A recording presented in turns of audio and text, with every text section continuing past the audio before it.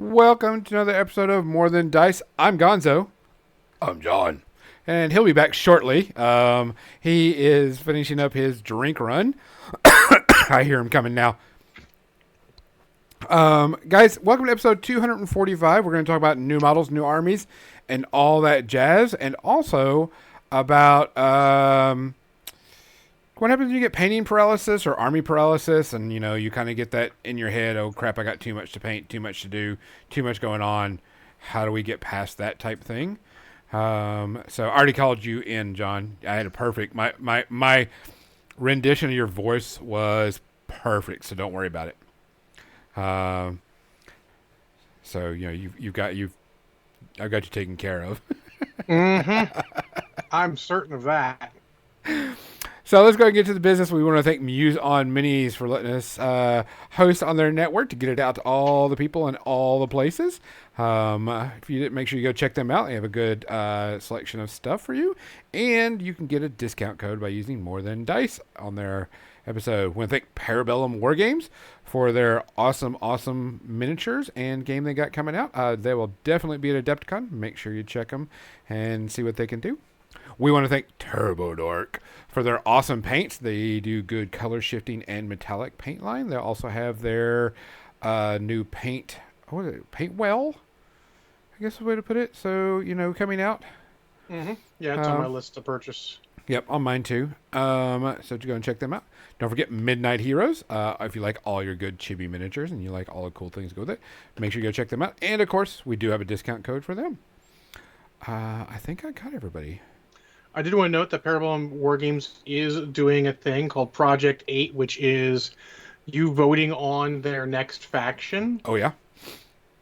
So what their 8th faction is going to be. So you can just have a login for their website, go there and vote on which one you want to be, which is like Hell, which is sort of like, looks like Dark Demons and stuff. Sorcerer Kings, God Killers, Master of Elements. And then Sellsword / Dogs of War. If anyone has any clue of what I would possibly vote on, guess now. Hey, Banyan. But yeah, they saw that. Banyan actually brought it up to me when we were having dinner earlier, and I figured I'd bring it up here since it's the appropriate time. I mean, that's not really fair, Banyan. You live with me. Of course you fucking know. Everybody knows. So, other than that, let's go ahead and get our shout outs. We want to thank Legionnaires for being the awesome person that he is and putting all of our shout outs in there so we don't have to try to remember. Robbie Bachman of BTO passed away. Long time. Man. I remember listening to that music a long time ago.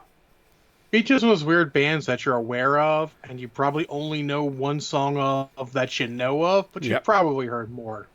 Correct. I mean, you never knows. You ain't seen nothing yet, but other than that, I mean, do you know any more? Can you name any more? I can't even name any more off the top of my head, so. Arthur Duncan from the Betty White Show. Don't know an Arthur Duncan name. Yeah, I never watched the Betty White Show, so I mean, understand, but fair enough.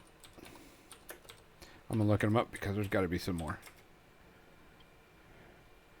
Go to his IMDb.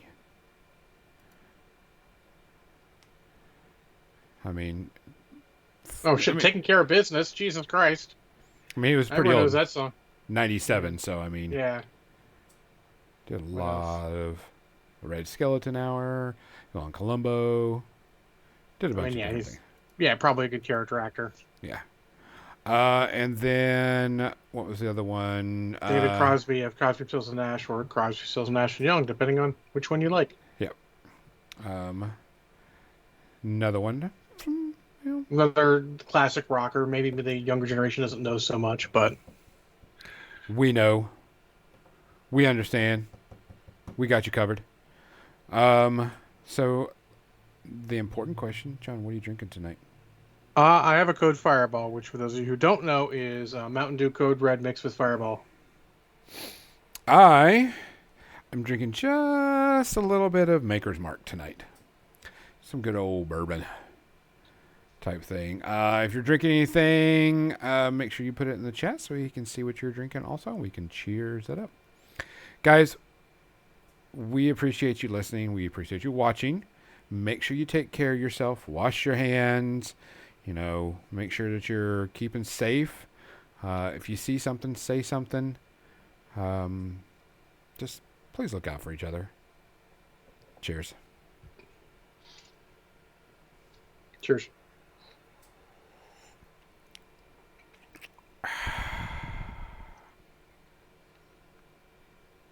Okay, that's Betty White. That was Duncan was like networks told there couldn't have a black man on TV, and she said deal with it. That's where that story comes from. Gotcha. Okay. So how long are we gonna there?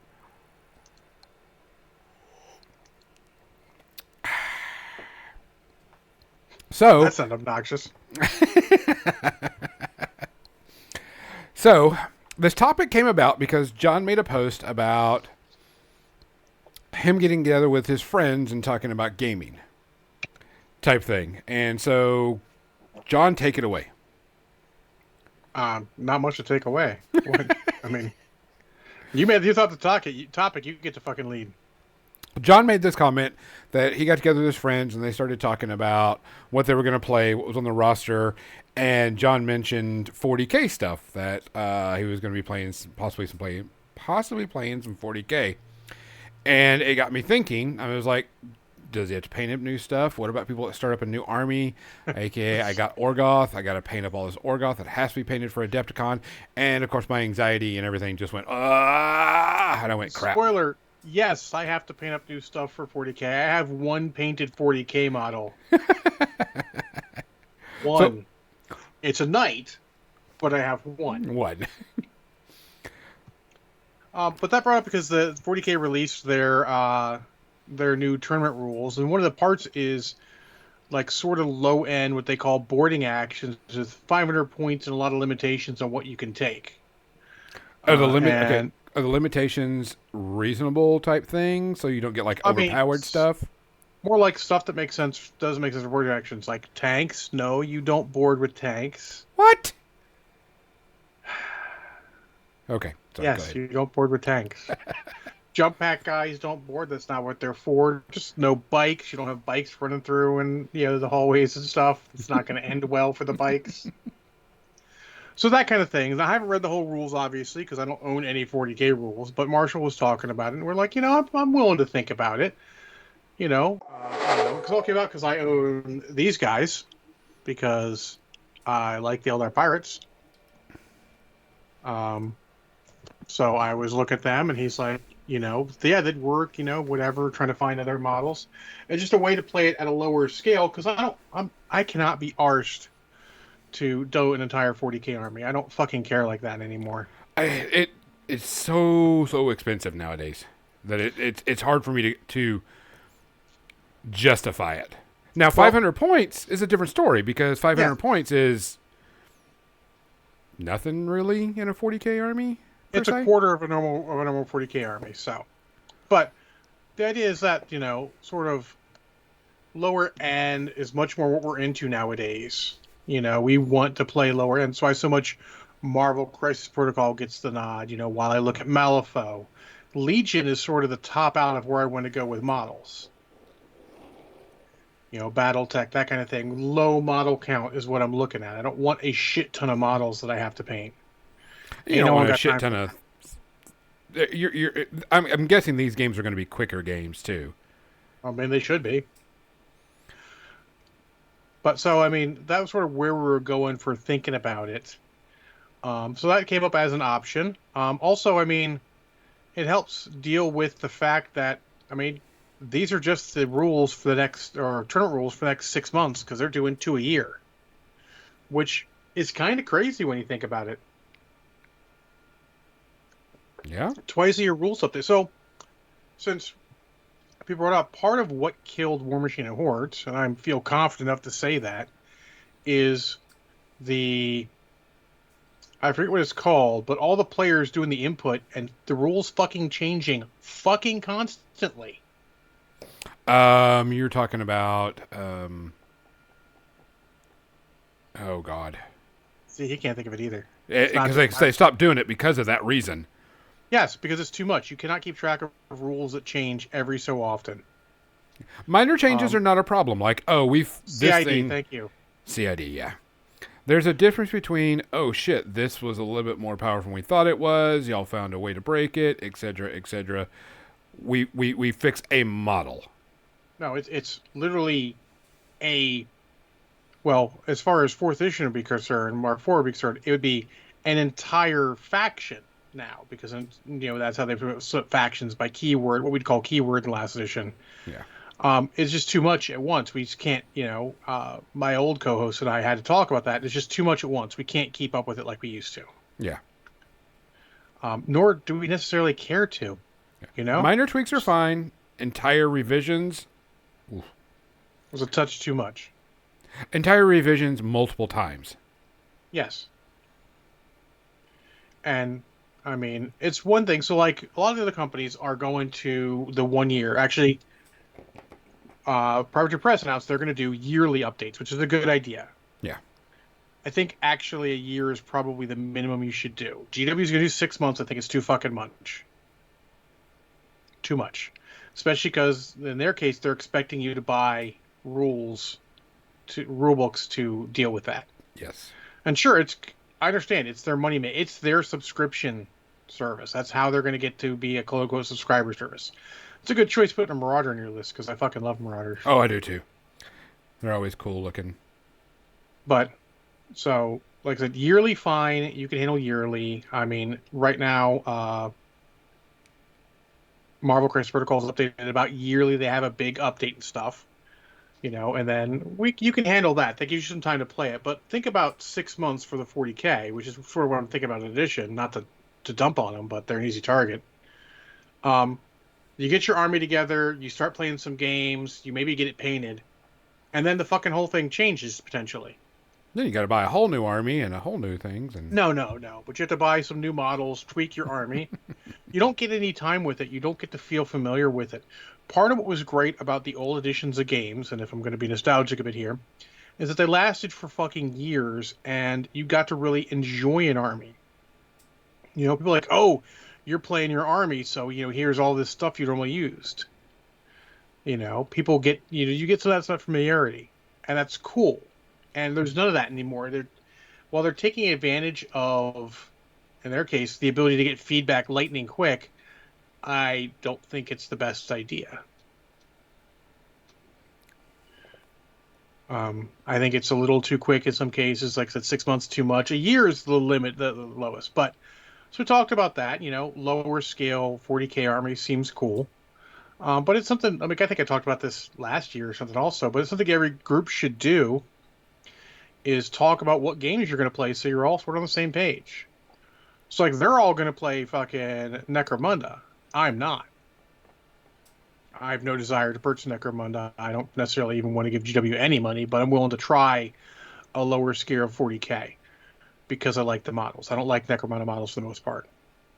There's a couple factions I think are okay, but at this point in our life, why are we buying models that we think are okay? Right? You should be buying models that you like. You should be looking at an army going, I like 90% of these models. Not, half these models are okay. I think when you get to that point, you're not playing the game anymore. You're being competitive. Part of the whole thing about miniatures is you're playing models that are cool. This box that I bought strictly because they're Eldar pirates, and I think they're fucking cool. Are they good? I don't fucking know. Do I care? No, I don't fucking care. no. If I play, I'll play them because they're cool. I might buy the Kroot fucking kill team. Why? Because Kroot are cool. Same reason I buy models here or there, and then having a game to play them is a bonus in this case. I think I got a little off topic, didn't I? That's okay, because that goes into the thing of buying, models and getting overwhelmed by how many you buy. Yeah, or what was it? Legion said it a bit ago about being, suddenly having analysis paralysis about painting his army because you could be quote unquote faction limited. Let me start this off. No matter what faction you play, you can paint your models however the fuck you want. If an event is like, oh no, you're playing House Davion, you need to have blue, white, and red, blue with the white and red tracksuit stripe on all of your models, those people can go fuck right off. You don't need to play in their event. That's not what this is about. You paint your models how you fucking want to paint your models every time. If you want your orcs to not be green, don't make your orcs green. It's okay. They're your fucking models. The point about it is, though, is that you have to use a faction of things that go together because that's what the rules are. So, Gonzo wants to have this stuff together, so he's got the fucking Axeman with the Hunchback and Nova and a Dasher because the Wolf's Dragoons or rules let you have that. That's cool. Yeah, and Nixie says it. Camo Specs Online is literally whoever painted a model first and sent it in. Like, you can make your own stuff up. There's no hard and fast about, what colors things can and can't be. Yeah, I think in my opinion, I think the only time that you should have to do that is you're doing like recreation, of historical armies. Yes, historical guys do that. Yes. But you know what? Honestly, you know what you're getting for into. A level of detail that most of us aren't. Yeah, and you're getting into that when you do a historical battle. Yeah, and if you really want to drive them insane, don't do it. Their heads will explode. You also have no one to play with, but their heads will explode. So I wanted to make that clear, everyone. Once you purchase that model, paint it however the fuck you want. Because it's your model. You can say it's whatever faction you want. The point about the faction is not the paint scheme. In no case is it ever the paint scheme. It's always about the quote-unquote balance, or in some cases, the actual background story that says these mechs can work together, or these models can work together. None of the rest of that shit matters. Don't let them tell you how to do that. Have you thought about painting the hunch on that thing black? I think it would look really cool. I thought about it. I was gonna go off with it just red for right now, and then after I do that, I was gonna be like, maybe it needs to be black, because I thought that because it'll set it out apart more. Mm-hmm. I'm just saying, it's like I thought about that also with the Axeman, because it's got the big, actually the same size gun in its torso. Yeah. Just to make it look a little different, or maybe add a third color. And again, that's sort of your thing, Do what you want. It's my model. I can do what I want. Exactly. Nixie says, if you want to make the Mu Epsilon Galaxy of Clan Steve Fox is painted Mornfang Brown with a pearlescent coat, you can do that, and it'll be a real thing. Because, they're not nitpicky about that. Like, sure, technically speaking, your Ultramarines should be Ultramarines blue, but who cares? You're an Ultramarine Successor chapter. And your chapter master tends to look a lot like Marnius Calgar, just he's not Marnius Calgar. It's all good. Don't let them tell you that. Don't ever let that worry you. If you find a game where it says in the rule book that you have to paint your models a certain color for certain reasons, take that rule book and throw that shit in the trash, because fuck those people. That's not what this is about. This is not what the quote-unquote hobby is about. There's no hard and fast rule. It's your rules, your hobby. Do what you want. Do what you want. There's your rant. I'm sure Gonzo knew that was going to happen at some point. Oh, yeah. I picked topics just in case. Yeah. But in any case, so, you can't let that be there. Now, you can do some analysis paralysis of, oh God, what faction do I want to play? So what mechs do I want to paint? Whatever. So I did that actually. Even I was looking, because the mechs I painted an archer, and I'm painting a hatchet man. I'm like, okay, well, I want to get a third mech on my table to paint, because I'm painting slowly. What is another mech that works in factions with them? So like, oh cool, Centurions I'll get a Centurion painted because I've got that. Sure, you can look a little bit at that. That's called army composition. That's fine. Rules are rules for that. They can tell you what models you can and can't play together, and that's again only if you're playing official rules, and that's even only Alpha Strike. If you're playing other things, they may not have the same rules. They may not fucking care. Yeah. Because I'll tell you, back in the day, when we were playing BattleTech. You know what we cared about? Are you playing clans or are you playing Inner Sphere? Inner Sphere, cool, go to town. Clans, cool, go to town. Fuck Yeah, you. field salvage is the thing. Just decide what you're playing. I mean, because at the end of the day, the most important things is that you and your friends are on the same page. Oh, you get to have a summoner too? Oh yeah. I had to wait That's for cool. that. Had to wait for that to come in. I'll be honest, Summoner's one of my more favorite clan mechs. I just dig the way it looks. I like the off-center cockpit, sort of like the Thunderbolt. Yeah. I actually said this to someone recently. I like some of the mechs that aren't exactly some of the mechs Symmetrical. that are actually asymmetrical. Yeah, because it's a very cool idea. But yeah, so don't let anyone tell you. Like all you need to worry about is what you can and you can't take by the rules. Paint scheme is paint scheme. Whatever you want to paint them. You know, you want to paint your like Nixie said, Signar red. Cool, do it. Who cares? Yeah. Your models. You do what you want. It's your stuff. Yeah, Nixie says I'm playing Draconis Combine, but you're in Devian Royal Guard Parade colors. Yes, I am. This is a Cretan list. But false flag. Yeah. I mean, it's even in the novel, in one of the first, first 6 novels, 7 technically. There is someone, they paint themselves up as someone else to lead people off about who's coming to kill them. Doesn't matter. What matters is you having fun and getting on the field. All that matters is you figuring out what mechs you can take and then focusing on them. So if you know most of your people are going to play Alpha Strike with, Grey Death wasn't. It was actually it was kind of in Grey Death. It was actually thinking about the Warrior Trilogy, the attack on New Avalon. Actually, The Grey Death is why it was one of the first couple books because they're actually technically earlier. But yeah, I mean, just figure out what you can play. You know, if you get a selection of mechs together you want to play, go through the website, look and see where do they work together. Cool, that's they work together that faction. Cool. You know, or find a mech you want to play and then go with that. You know, and then see what mechs play with that. Or in my case, I had 2 mechs. I got 2 mechs. Let's see what you want. Just paint them for white. Yeah, absolutely. However you want. Your models don't let it stop you. Play what you want to play.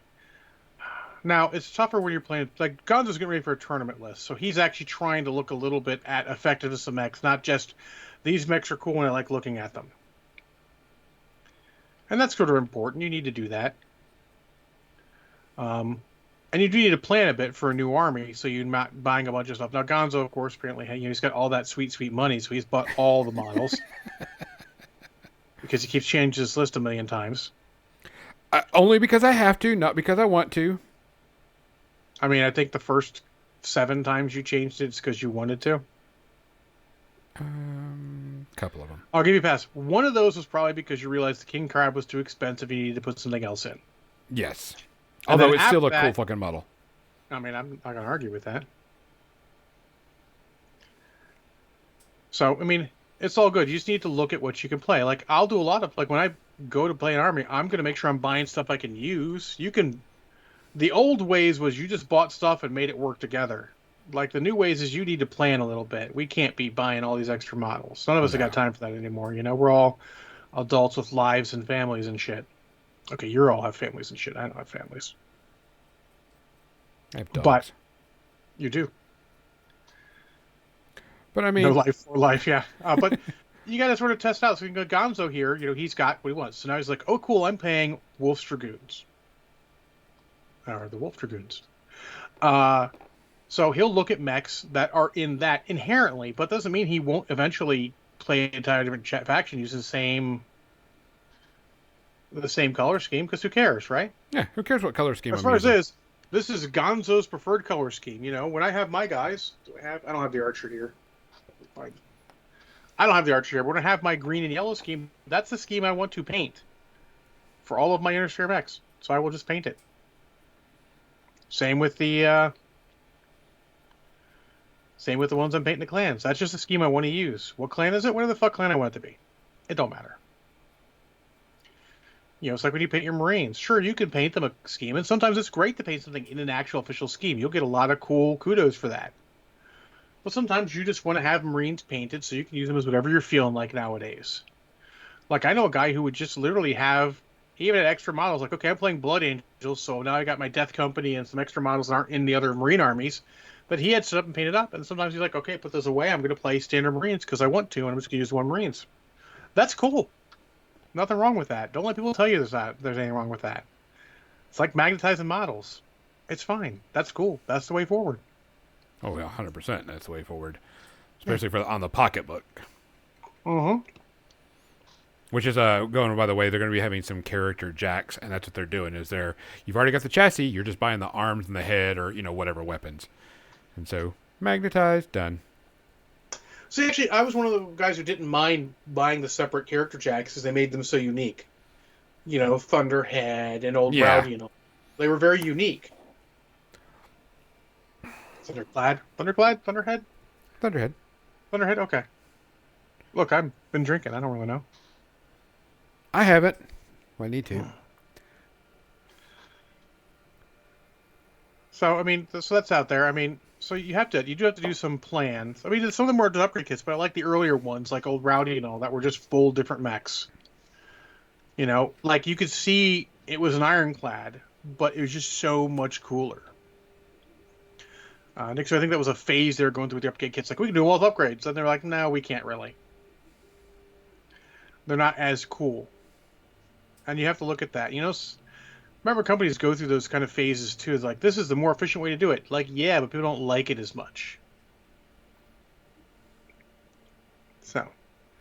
But yeah, so Banyan says he's having trouble picking a clan. And then a paint scheme for him. Just pick a paint scheme. It doesn't have to match the clan. If you want your Jade Falcons to have no Jade or Falcons on them, that's fucking fine. You can have turkeys. Puce turkeys. There you go. There's your faction. I have decided for you. You're done. I mean, yeah, you want to paint your mechs, turquoise and pink? Go for turquoise and pink. Nothing wrong with that. Ain't nothing wrong. Ain't nothing but a thing.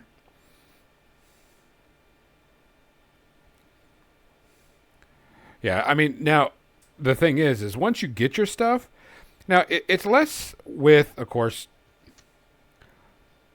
Battletech. 8 models, 9 models, you're done. For getting stuff ready to go play.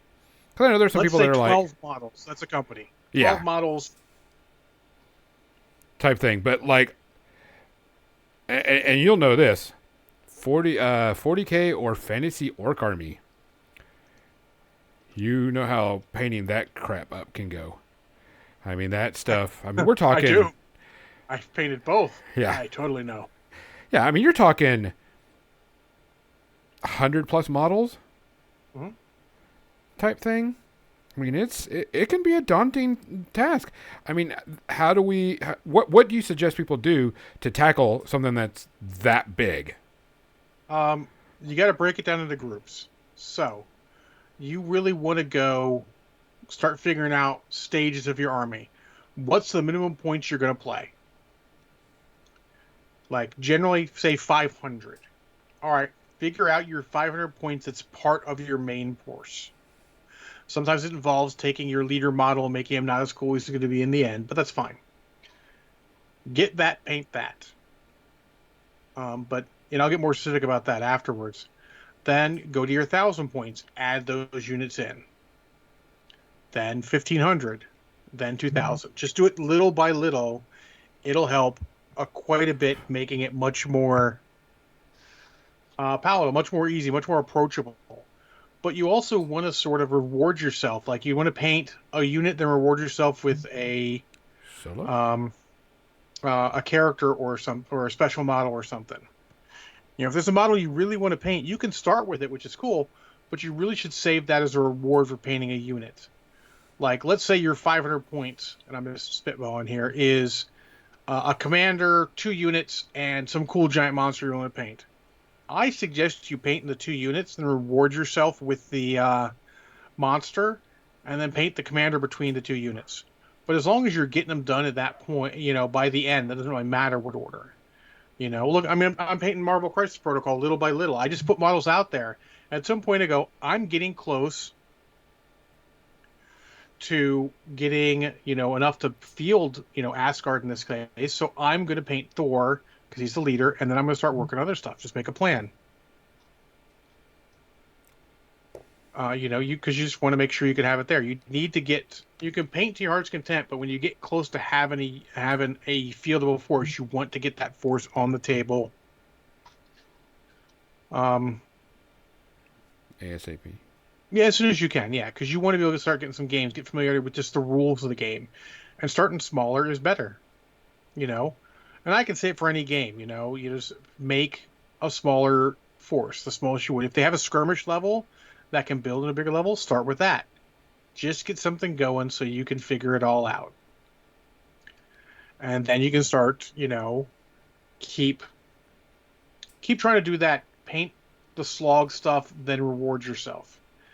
And sometimes just don't paint the slog stuff to like the super duper standard.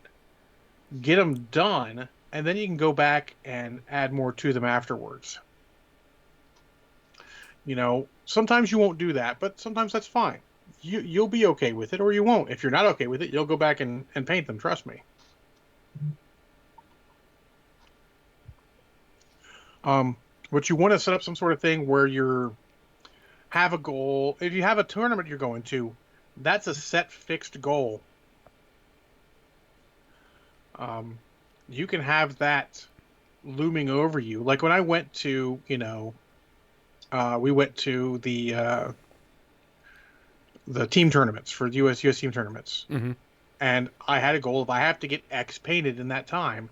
So I would just sit down the days I paint and just start painting those models unit by unit.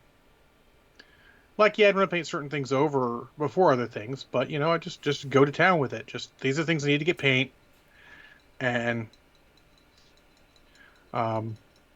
just start working on them. And I would do that thing. I would do a unit, then I would add a character I really wanted to paint or a jacket I wanted to paint onto it. It's really nice whenever you can choose and you've got like an overall color theme. Like these guys are mostly red, and I can just slog red on everything quickly as possible with the speed paint.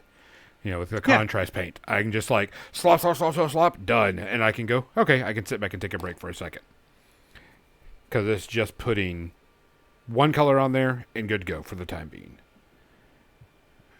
So Nixie says he's got a huge process for printing his models for the trim. So he gets the base coat done, then he starts blocking the accent panels in light gray. Then I start doing the white, then get the pearl layer, then add the gloss coat, then the white done.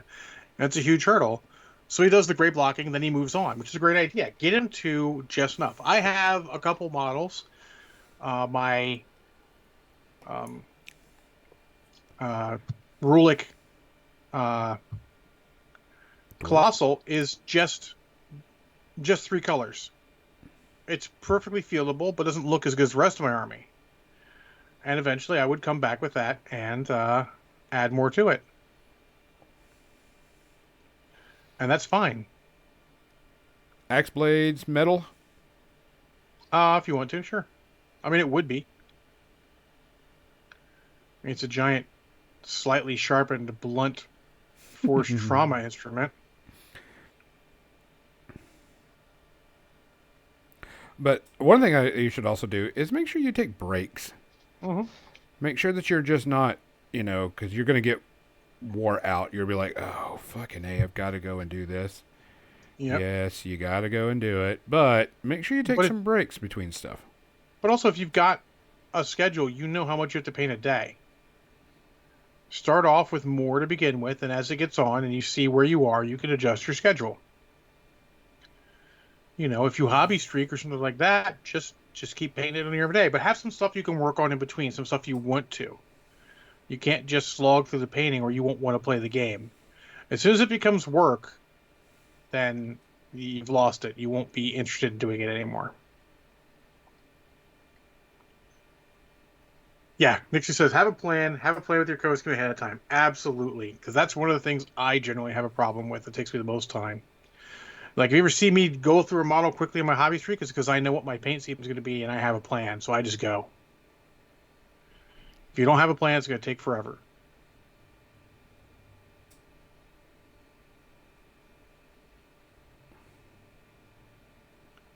Everybody's staring at me painting. Yep. But yeah, so there's a lot of little tricks you can do for that. But it's a lot of, like if I know that we're only going to play 500 points of 40K, I'm going to get 500 points and I'm going to start working on it. And then I'll add if I need to afterwards. I'll change some stuff out. That's how you do it. That's why the little games are better because you never feel like you're stuck. When you have a 2,000 point army to paint, that's a fucking ordeal. Unless your name is Dave Taylor or someone of that ilk, that's a long time to get that shit painted. So you got to be ready for it, and you got to like it, and it becomes a hell of a thing. Now, honestly, once you get it done, you're like, oh shit, I got this done. I can change out units as I need to. But you really have to be ready for that, It's like I'm just painting random BattleTech models, in my scheme because it's a scheme I want to paint, so I'm just painting whatever. Gonzo's painting. Gonzo's painting a list for a tournament, so he knows what he needs to paint. Yeah, so Nixie says, he picks up a X, he stares at the base coat, agonize, put it down, repeat. I don't put a single bit of purple white on it. You have to know what you're going to paint. Like, grab him here. Let's see what you can see of my Hatchet Man here. I've started putting brown on where the yellow is going to go.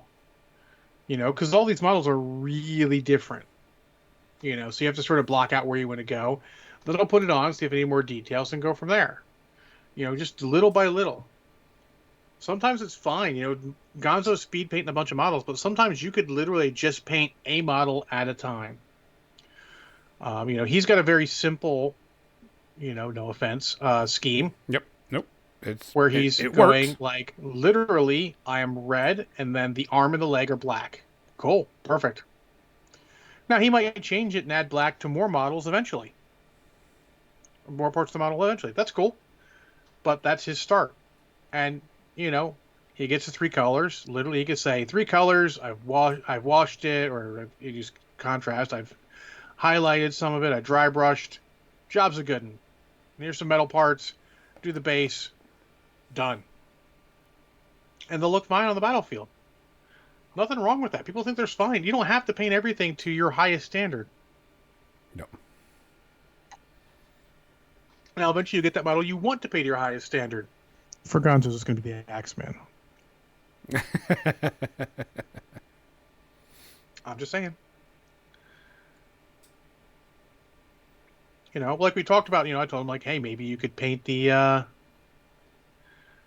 gun black on this too. Maybe he will, maybe he won't. That's what he gets. So he can go and get it done, and then go back on. Yeah, I like the idea of that. There is such a thing as good enough.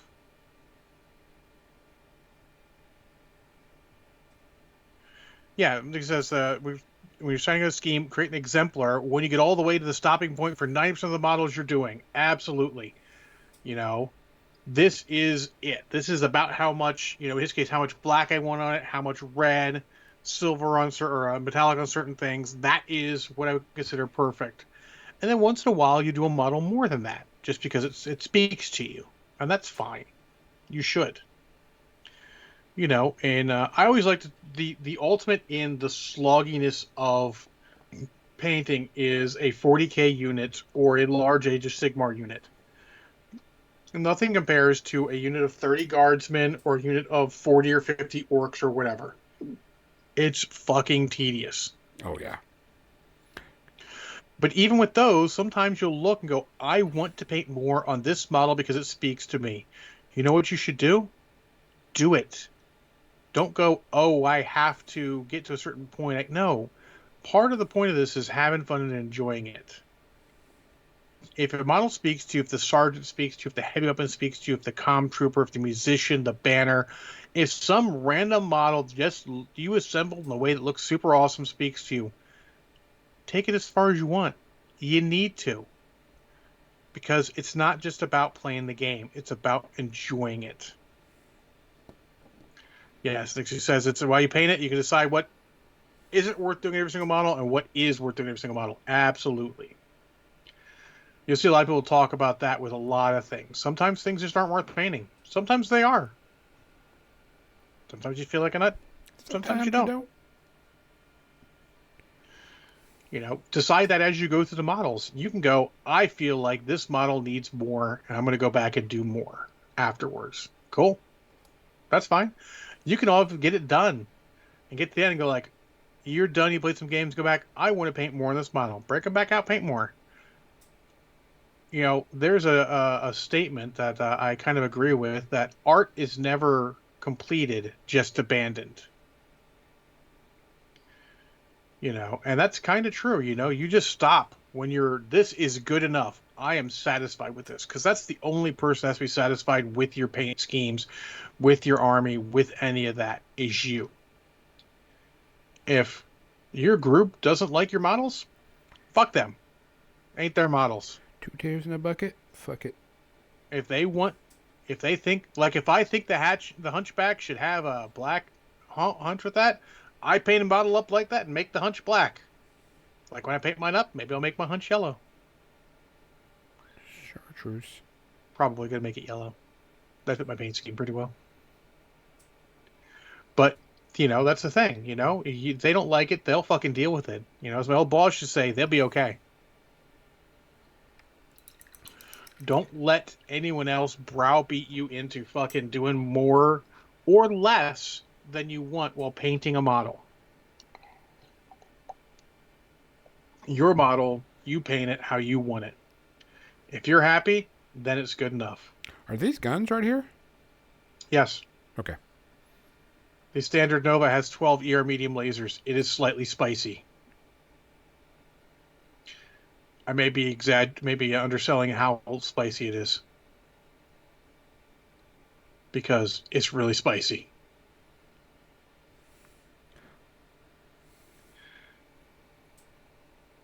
But yeah, you have to make all those decisions yourself. No one can make them for you. You can ask for opinions. When I was painting up Heimdall with the Turbo Dork Rainbow Roll for the Bifrost parts, I wasn't sure how it was going to turn out, so I asked for a lot of opinions. I had to take a video of it, of me turning it so people could see it sparkling in the light better, to get an idea if it looked okay or not. And that's fine. You can get opinions for that. But if they're like, oh, I don't like it, I think you should do something else, cool. If you like it, fuck it, just keep it. Not their model. They want a Heimdall look different, they can paint one up. It sounds harsh when I say that. I don't mean it harshly, but it's the fucking truth.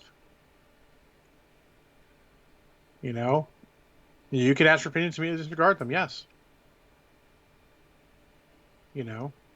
Sometimes people give a good reason, like, oh, I feel like you should do this because of X and Y. Oh, very good. That's a good idea. Yeah, painting that Marauder model is cool, but I'm a fan of Marauders.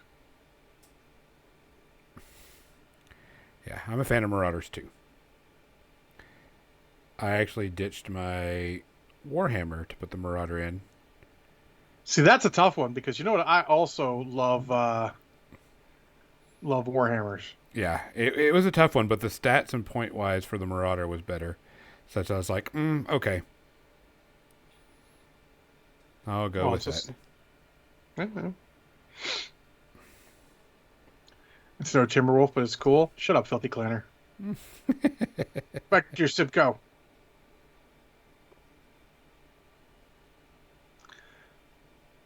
And a dozen Herbies, yes. Stone Rhino, a King Crab, and a dozen Herbies. I can field that list. I have a Stone Rhino, and I think a King Crab, and actually, I've got a baker's dozen of Herbies if necessary.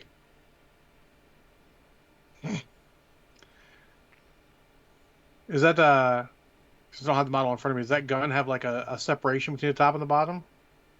Yeah, there's like a little armor plate on the top of it. That's got to be black, right? Why does it have to be black? Because it breaks it up. Otherwise, it looks a little weird. It's my model. I can do what I want. That's true. Tell you what, I'll break up my model and I'll paint it black there. I don't know. I'm just getting. Yeah, but that's exactly the point. Like, or like, so let's say Gonzo likes it and he's not going to paint any laser and or PPC effect type thing in the barrels of the Marauder's arms. His model, his fucking choice, I can do right? what I want. Yeah, he can do exactly what he wants, however he wants to paint it up. If he wants to have the effect there, he'll have the effect. If he doesn't, he won't. It's fine either way. Like, look at that. I'd be like, I would do this. But you know what? It's not my model, and he's not me. Granted, I have that model, and I can paint it up however the fuck I want, and I will. I'm just waiting towards the end because I want to really have my scheme very well down before I get to that model because it's going to be important. And I need to get another Warhammer because I painted my Warhammer in a different scheme just for shits and giggles. For Like shiggles? it's actually similar to yours. It's actually black and red, though my red's much more muted than yours.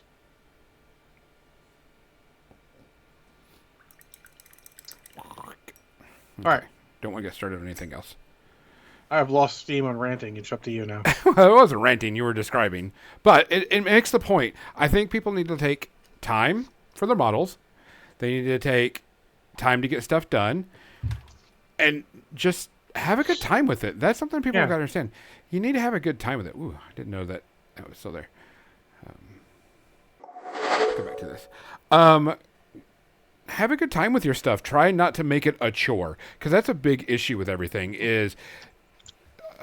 I mean, even 20 models is That's a a lot of tall models. order. Yeah. Yeah. I mean, I have all the, the Orgoth stuff I want to paint up for because I want to take it to Adepticon. They got some, some fun events and, pick up games and stuff, and I want to play with that. And I'm like, I have to have it painted. So, I mean, I'm using a very easy paint scheme. The entire army has heavy metal, so dry brush the shit out of that, hit some details, you're a good one. But I still have to do dry brushing of 20 plus models up to my standard and play it. So there's a lot to do to it. There's a lot of time and effort you have to put into doing these things. And I like John's idea of doing a reward yourself because there's plenty of models that are like, God, I want to paint this model because it's so freaking cool. I'm like, let's do, and I put quotes, the harder ones, the stuff you have to kind of grind through and get through, then work on, the other stuff. You can even just do it through a different game or just a model you want to paint. In fact, once in a while you have to stop and just paint a model you want to paint. Like in the middle of painting all the Marvel Crisis Protocol, I stopped and I painted this, Fantasy Reaper Paladin that I'd had for fucking years and hadn't painted because, fuck, I need to paint this guy. I haven't ever painted him. He's sitting there. Let's go. You have to do that. And it's okay to do that. You have to arrange your schedule so that it's okay. Yeah. Because otherwise, you're starting to make it a burden, like Gonzo said. It should never be a burden. No. When it feels like a burden, you're going to lose interest. You're going to be like, why the fuck am I not just playing a video game? It's so much easier.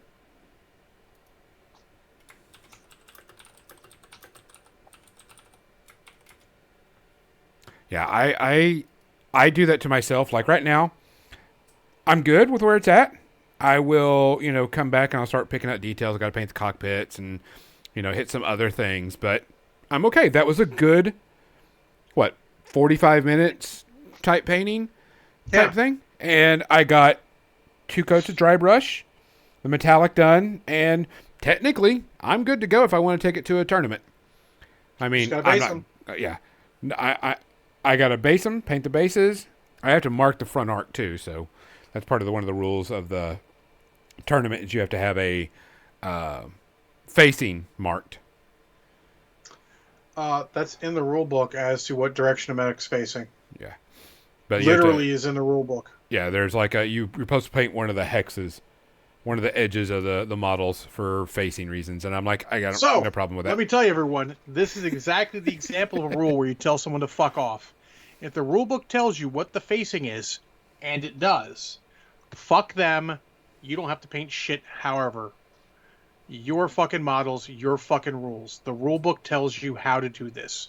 Don't let them force you into it because they can't. Now you can email them and say, like, "Hey, the rule book says that whatever way the legs are facing is the actual facing." I think that might actually even be it. I forget. It's been then if you go like, "I'm going to do models with that. I'm not painting something because I don't wish to." You can find out and make sure it's cool, and if it's not cool, you can fucking cancel going to that event or decide to paint it. But in the end, I'm pretty certain that in the uh, book, it actually says the facing is X.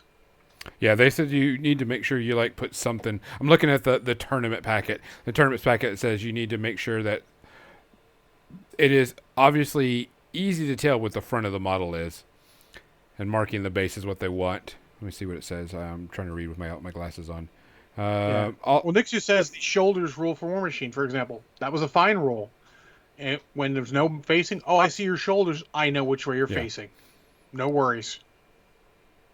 A little more difficult with hexes, but yeah, something like that. That's, and that sounds like I'm being an ass. I'm not being an ass. They're being asses. The rules say stop trying to break the rules. Yeah, they're trying to make sure that somebody doesn't try to break the rules, and this is the easiest and simplest way: is mark one of the hexes as It the is front. not the easiest, simplest way. The easiest, simplest way is follow the fucking rule book. I don't know what the rule book says. Yeah, man, it's in the rule book. So, but other than that, I have a bunch of Orgoth to paint, so I may do some streaming on that. I've got the entire box set plus 2 extra jacks, and that is if the expansion doesn't come out before we go to Adepticon, because it's supposed to come out in March. And I don't know when in March. I'm hoping it comes out in the early March because I really want to play with those models more than the normal models. Just because I think they're cooler. Type thing. So, other than that, guys, if you want us to do anything special, let us know. Want us to review anything, let us know. We're always welcome to do that. But let's go ahead and get to that cool, sweet, awesome media section. Because I know John has like 75 things to talk about. Just one. Just one. Just one. And Gonzo's going to also talk about it because I told him. And yes, so I went and watched it too, so I'd made sure. So, one thing I'm going to hit on is Vox Machina Season 2 came out. I'm really trying to get into it, but I really can't. It's really hard for me to get up because it is really cringy at times, and I'm just not into it. I love a good dick and fart joke, but when it's nonstop all the time and it's not even funny, I'm not into it. This season just has not started off right for me. I think there's like 2 or 3 episodes out right now, and I'm just like, don't care. I'd rather go watch the Dragon Age. That's right, where it's a little too cringe. Yeah, there's just like, a sure, little it's too what cringe. you do at the table, but that doesn't make it funny in general. I'm gonna spoil something right now. They're falling, and the bard makes a rhyme for them to fall safely, and he lands on a pair of butt cheeks, and I'm just like, really? And then a character gets stuck between the butt cheeks. And I'm like,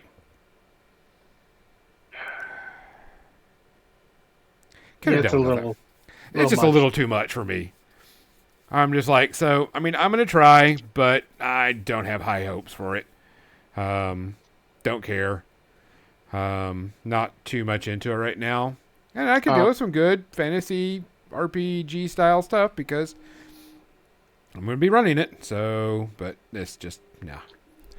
Cool. Page 32 has the facing. It's feet.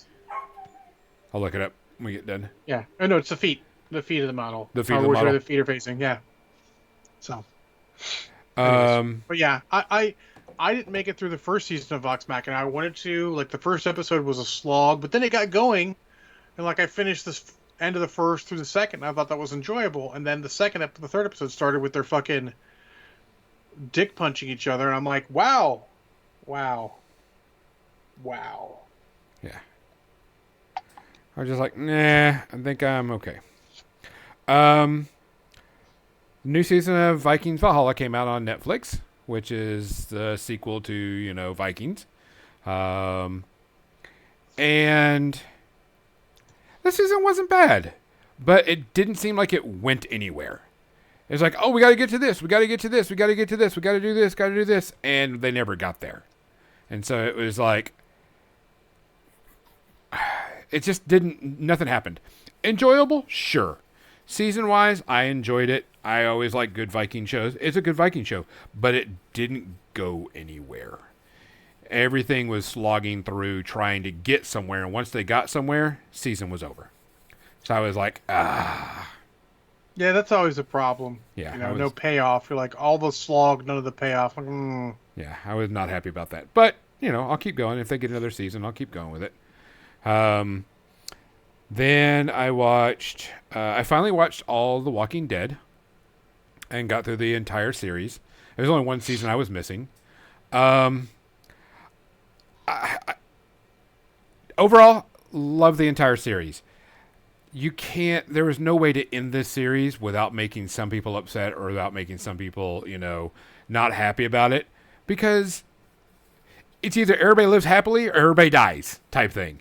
And it was so many things left open, but they had to end it. You can't just keep going with this forever and get the torture pain of these people living through life, because sometimes it's just enough type thing. But I enjoyed it. I'm glad it got an ending. I'm glad it's over with. I'm glad it's done. Supposedly there's going to be a spin-off with a couple of characters, and I'm just like, okay. You're just milking it, in my opinion. But at least they're milking something that exists, not like remaking something like making, I don't know, a wonderful spy movie starring Arnold Schwarzenegger into a TV show. Legionnaires, it was not a Sopranos level ending. It was just like, how do you end a series that's been going on for 11 years that has actually had an impact on the industry? People are dying left and right. It did hold nose bar, and you just can't make people happy with this. You just got to, these people are going to continue living. These people are going to continue having to deal with shit all their life. But here, we're leaving on a good note type thing. So it wasn't bad. I enjoyed it.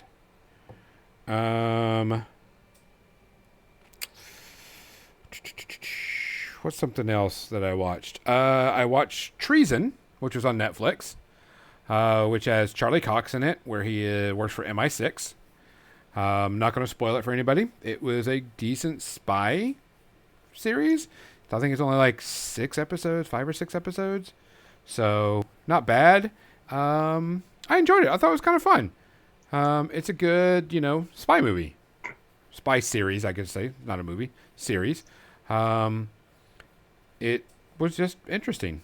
I didn't have a problem with it. It was okay. You got some free time? I suggest watching it.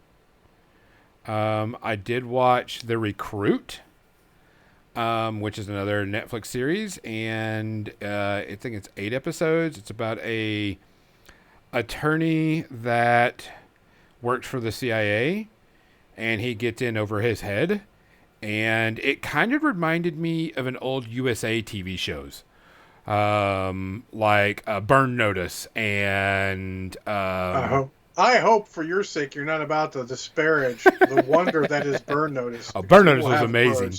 And what was the thief one? Mizzy knows, the one where they had the white collar thief working with the FBI. I can't remember. Wasn't it called like Blue Collar or White Collar or something? Can't remember. It may have. It was Leverage. One of the two. Not Leverage. Yeah, we know Leverage. Yeah, not Leverage. Yeah, it was White Collar. Yeah, White Collar. It kind of reminded me of this would have been on the USA channel, and it would have been a decent, show. Not your typical Netflix series, but I mean, it was interesting. It was fun. The main character was, at least entertaining. He wasn't an ass. Wasn't a jerk all the time. He always had good lines. Written really well, some good funny parts, good oh shit parts. So I mean, it was pretty decent. Kind of liked it a little bit more than the treason because it didn't take itself too seriously, and it had a good cast of characters. So I recommend it. I just dropped my toy. So other than that, John, we had one that we had together, and I actually wanted to talk about this quite a bit because there's some interesting parts in this show.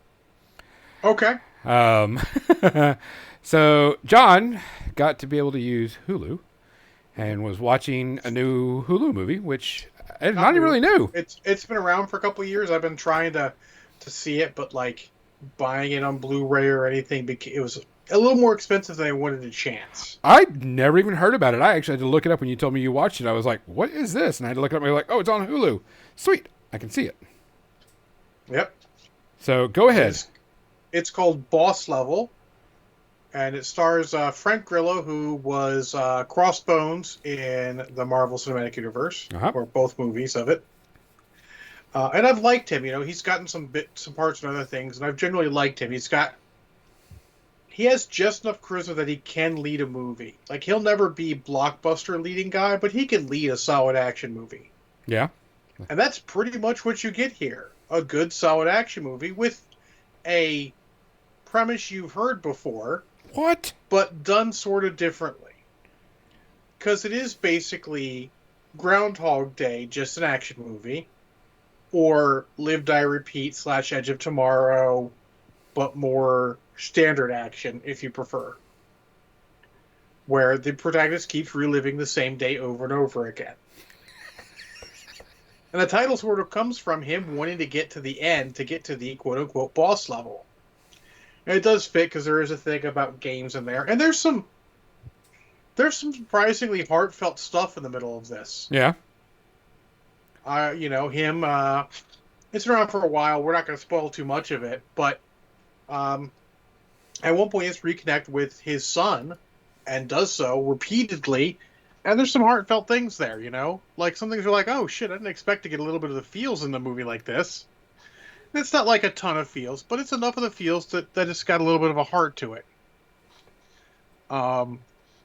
It's generally Frank Grillo is the main character. You've got Mel Gibson in it, and then Michelle Yeoh's in it a little bit, and then what's the Asian actor who's in it, who's the comedian, who's actually funny in this, unlike other movies I've seen him in? Oh, man, he was in Transformers 3, and he was not fucking funny in that movie. That's all I remember. Ken Jeong or something like that. Yeah, Ken Jeong. Chef Jake. Yes. He's actually funny in this movie. Not like outrageously so, but amusing. Michelle Yeoh's great for the handful of scenes she's in. Mel Gibson's great for the parts he's in. But I mean, Frank Grillo basically carries it himself and does a decent job of it. But overall, it's just a fun movie, of that Groundhog Day premise, just with sort of an action movie vibe. And I will tell you, there are some funny as shit scenes in there. Yes. Like him jumping out and missing the truck the one time. Yes. And he narrates it. That's something you gotta understand. He narrates a lot during this. He's always saying, this is what happens, Oh, that was like a Temp 42 where this happened. Yeah. I mean, because he went through, I think we were almost up to 200 and... It was over 200 at the end, yeah. Yeah, over 200 days. So he spent the majority of a year-ish living one day. Yeah.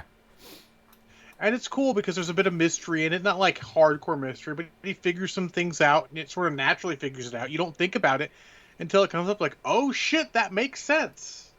Oh, yeah. It was enjoyable. I mean, it turns out that I would have been fine buying it on DVD or Blu-ray for the price that it was. Happy to have seen it for streaming for free, but it would have been worth a purchase. I was pleasantly surprised because I looked at it and I was like, oh, it's a Groundhog Day. This he's never been a lead actor per se. He's never run anything. He was kind of a lead in the second, what is that movie chain? The one where they have the day where there's no laws and you can do whatever the fuck you want. Purge. The Purge. He was the second Purge. He was kind of a lead in that. Okay. I've never seen any of the Purge, so I don't know. I haven't But seen it either, but I heard it reviewed, and I've seen some clips. I mean, But like, he actually did really well. I was really yeah. surprised, and Again, like he had some he'll good ne- comedic timing. yes, he'll never lead like a top tier movie, like not like this. But if I see like a B level action movie with him as the lead, I'll fucking check it out. Oh yeah, he was very entertaining. Yes, and the movie was good. It was a little crazy. At no point did it really cross paths with reality, but it seemed internally consistent for its own roles. Yeah, it it handled itself really well. Of like, well, fuck this. I'm done with it. Fuck Yeah. this.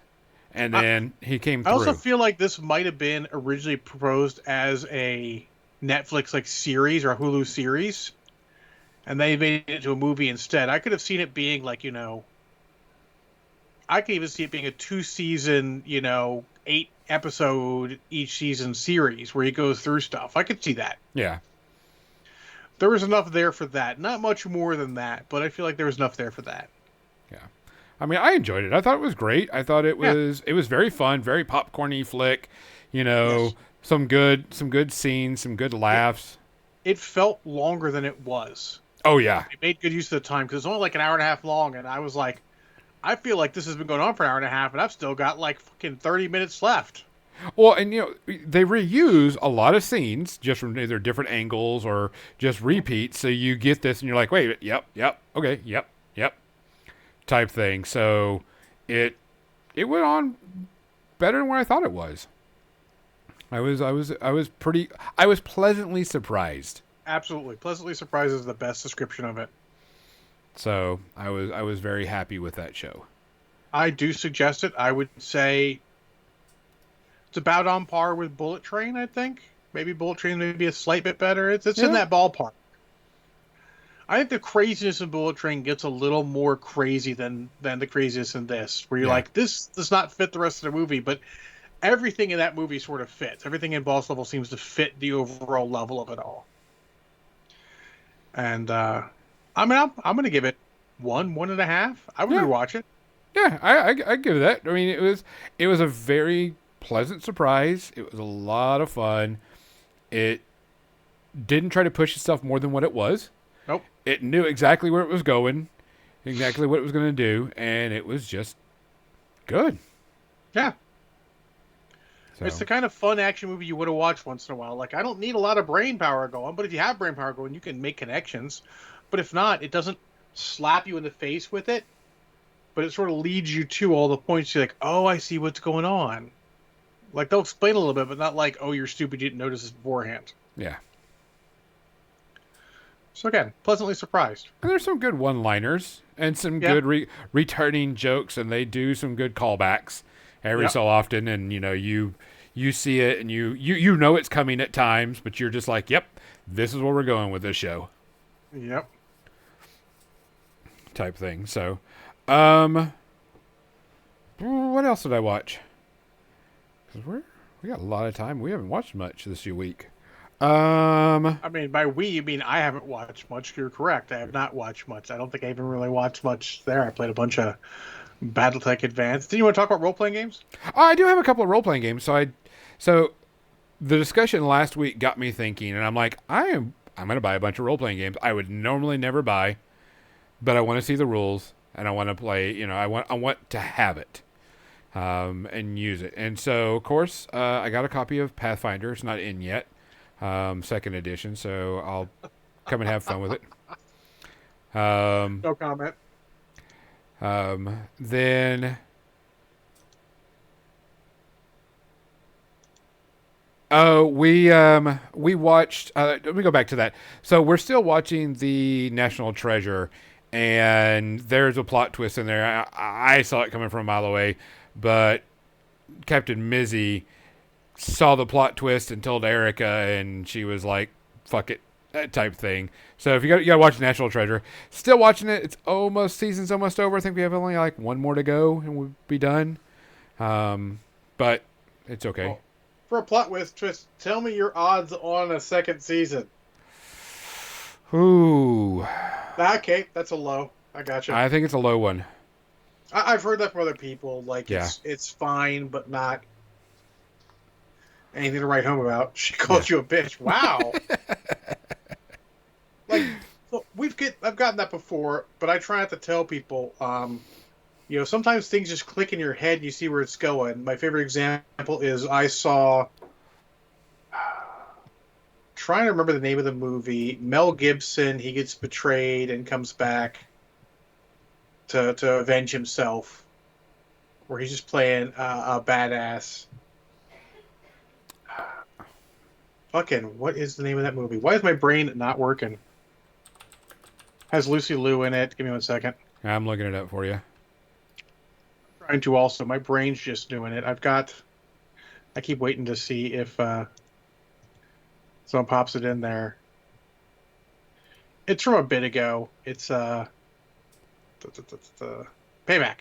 Oh yeah.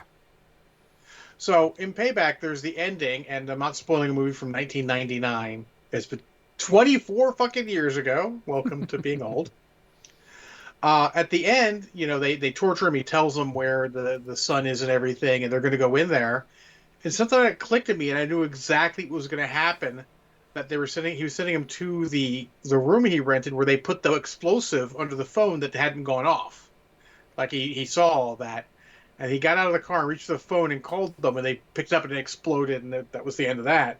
Like I saw that coming for some reason. I can't even quantify how, but literally it starts happening, and I'm just cackling in the movie theater, and everyone's looking at me like I'm crazy. But sometimes you just see those plot twists coming. No fault of the movie. In fact, maybe the movie did it right in that case. They just put just the right pieces in place that you can see what's coming. So, I don't feel about that, Captain Missy. Just don't tell people. Keep it to yourself. Write it down if you want to be proven right. That way, she shouldn't call you a bitch again. Was it a good twist? Nah, you saw it coming a mile away. I mean, okay. Yeah, it was seen a mile away. It was glaring. So, but no, so going off our conversations the last week, talking about different RPGs and stuff, and I was like, I'm gonna pick up some different ones that I normally wouldn't pick up. One, because I've seen them. Two, I got a little bit of money to spare on buying some RPGs, and I don't mind supporting people and supporting stuff. And I can also take these to work and have some of the coworkers that are looking into getting an RPG, let them look at it. Let them don't have just 5th edition there. Give more type thing. And so, sorry, something weird was happening to my printer, and I heard the noise and had to look over. I heard the clicking. Yes.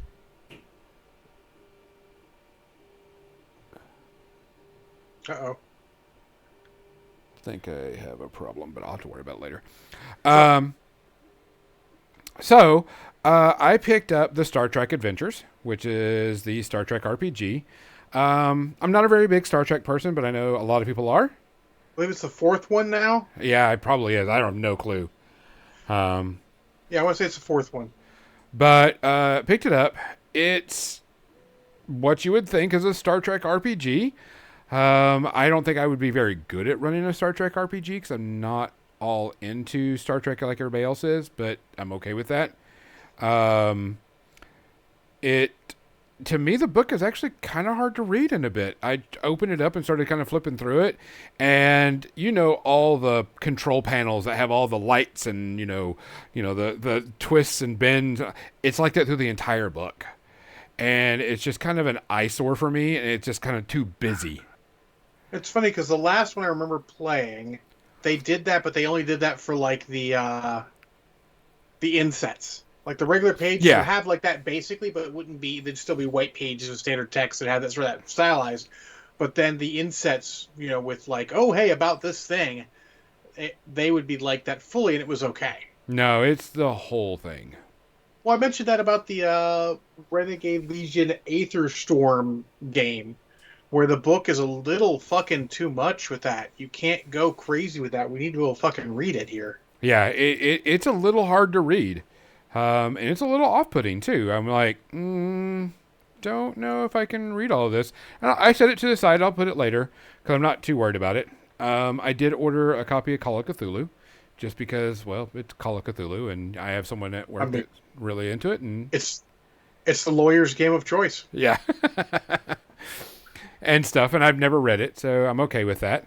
But I did pick up a game. I'd never heard of it, and it came in and went out because I guess the company that did it, they did the Kickstarter. It went off decently, but I guess something happened to the owner, the main creator, and they not putting out any more product for it. And it's called Unity. It's a 2D10 system. You system's pretty basic. You add your skill levels up. You add your bonuses. Roll 2d10 if you meet or beat the number. It happens. It also has a failing forward action, where if you fail by a certain amount, you still do something, but something bad happens, like the Genesis system, which I thought was good. They have a system where game masters don't roll dice. It's just all happens. So I thought that was interesting. I'm still reading and learning. Fantasy, it looks like. It is a fantasy with technology. So they have guns and magical weapons and giant mechanical titans you can control at one point. That's in this system. I don't know if it's, going to be great in there or what. I haven't paid too much attention to it. I'm still getting through some of the mechanics. Story-wise, sounds really good. Characters are really neat. The classes are really, really interesting. There's only 4 races. Vala, which is like an elven psychics. Furies, which are barbarian-esque, feral people. Human, and then Abomination, I think is what they're called. And they're part human, part cyborg, kind of in a way. But the classes are really neat. The classes are very interesting and different. You got your typical, like, Juggernaut, which I'm a big defensive, burst through things. I'm a tank. Yeah, super tank, spellcaster, and everything's based on when you level up, you get certain abilities, and you can increase your abilities, and you have different skills. But your skills are meant to work with other people's skills. So you do combos with each other. Because what I read in the definition and for initiative is, depending on the order, all the players go at once, and then all the bad guys go at once, depending on who wins initiative. So I was like, okay, that could lead to some really cool or some really bad stuff, depending.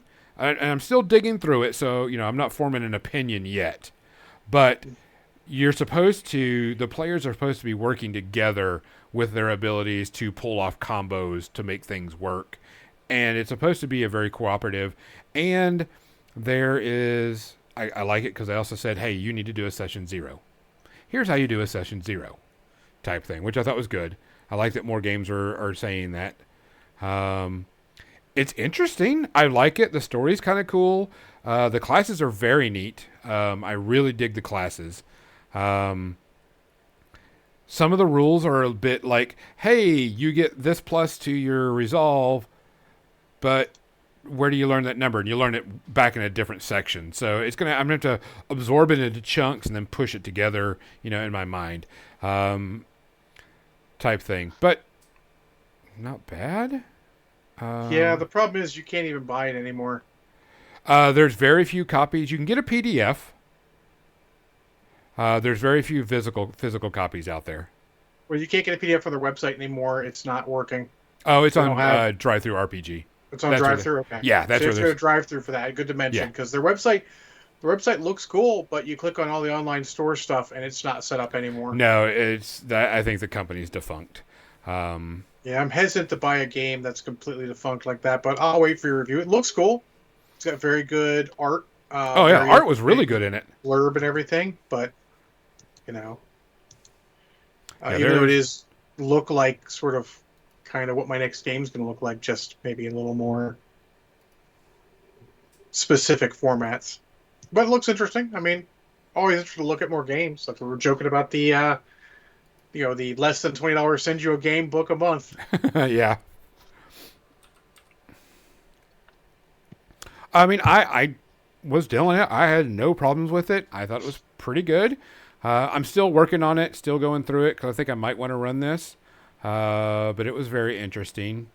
Um, I'm gonna keep going Also, with be it. interested to see, what the playability with no future things are like. How easy it to hack, let's say. They tell you how to create characters in it, so you know how to do that. Oh man, my nose itches. Sorry, guys. Um, it gives you a good storyline, a good history. There's a lot of history. They give you a lot of good background, Yeah. which is good.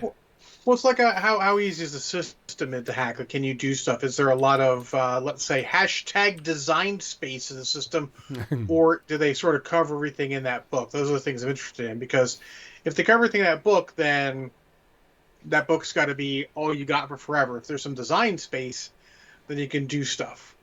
I think there's some good design space because they tell you how to make. Um, they give you an example on how to make creatures that are not in the book Okay, type good. stuff. Good. There's like I like to look at like D&D is a game with lots of design space. You can Yeah. do stuff. Like at some point, it's only numbers, but it's interesting. See, I'll be sending you that copy I have of the Stargate SG-1 RPG because I mean, I'm not going to run it. I have a million other books to read. I still have to read that Tidebringer one. I let you look at the PDF of. Yeah.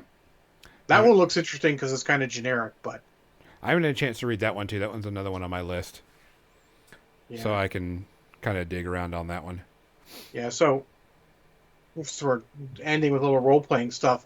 My next game, I'm getting my players to make their characters first, give me a character idea and everything, and then I'm going to decide the system after I've got all those ideas, so I can make sure I'm choosing one that it works for. Because unless we'd like to try Genesis again, I'm not sure we're going to. I Yeah. think it's a lot of work to get stuff to fit in there.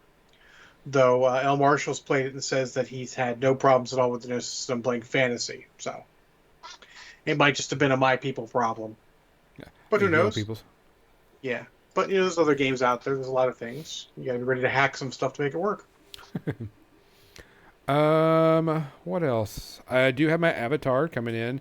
Should be coming in this Saturday, or no, it's Wednesday. Excuse me. And I want hopefully to I say can all get to my it. role playing games have delivered, so I don't think I have anything else. Yeah. I don't think there's anything currently. I'm going to read this Unity some more, kind of dig into it, kind of look at it a bit more, look into the system. Classes are really, really cool. That's what I say. The classes are not your standard. Nothing's like I rolled a hit, I roll damage. It's like I rolled a hit, but it gives you this, or I'm going to combo off my friend, so because my friend did this and X Y Z, and then it's I mean, got let's a be honest. Rolling for it and rolling damage, there's nothing wrong with it. no. It's tried and true for a reason. But There's more. it is what There's it more is. to this system than just that. Is what I'm trying to put through. Um, Other than that, that was pretty much about it. I mean, I didn't Yeah. have a lot of stuff going on. Yeah, I'm gonna try Um, and watch more, but no guarantees. We got what, a month and a week or so before Mando season 3 comes out, and I'm yep, fucking looking forward to that. yep. That one looks like So it's I gonna be gotta fun. just see what I can watch in that time as far as a TV series goes. Oh, I forgot. I did watch The Last of Us, the first episode. Episode 2 comes out tonight. Which as soon as I'm done here, I'm gonna go watch it. Um, Loved every minute of it, for the simple fact that they kept to the story and pay homage to the story without breaking the story. Um, they had lines that were in that were in the game, that were in the TV show. They expanded on the universe a little bit without going too crazy. I enjoyed it. I'll give a full recap after the season's over, but I'm enjoying it so far. Loving every minute of it. I thought it was great. Oh, again, Yeah, it's it's. not my kind of series. Oh no, no, definitely not your kind of series. All I know is people telling like the Halo fans when Last of Us people complain about their going out the how their series is going. It's all kind of funny for that, because they're being really close to it. While apparently, people were still upset about Halo not being Halo, even though we had that discussion way back when we talked about Halo. Yeah. But I mean, I enjoyed it. I thought it was really good. I can't wait to see the rest of the season. They've Hmm. done quite a bit with it. I'm happy. I will, wait to see how everything goes whenever these rest of them. But I'll give a final episode recap or final rating after the season's over. And it's HBO Cool. Max, so we only get one a week. So That's the gotta better wait. way to do it. Honestly, you need to be able to excite for things like that. I like that format better than to dump them all. Yeah. And I can see dumping a couple episodes if you need, like, oh, we need to get the first two out so they can get into it. Yeah. Disney does that a lot. Disney dumps like the first two or three, and then you Well, have to wait. however many you need to get into it. Yeah. Because I agree with the ones they did. Like, if you dumped one episode of Andor, you would not have gotten into it. Probably not. Not as much. You would Yeah. be like, okay, maybe I'll give it a try. Yeah. Do we have anybody to send people off to? Because I'm not seeing anybody on my radar. Let's see. Who do I know we could send to? I mean, let's be honest. All the people I see. Oh, we can send it to Print SVR, who is mute but playing BattleTech. Type in the name so I can send it. 1 second. I'll just send it to you in the Book of Faces. Okay. Guys, we really appreciate you listening. I know we kind of rambled a little bit at the end, but we appreciate you listening. We appreciate you watching. We're going to send you off to someone that John has said to send you out to. There you go. So, absolutely. And they're a good dude. I enjoy watching them. Just the once I did. But so, I gave him a follow. Can't be that bad, huh? well. So, guys, please take care of yourself. Please watch after each other. Please, please, please make sure that you say something if you see something. Look out for each other. Be safe. Hopefully, we'll see you at the next convention. And for More Than Dice, I'm Gonzo. I'm John. Good night. Hit that raid button. Raid.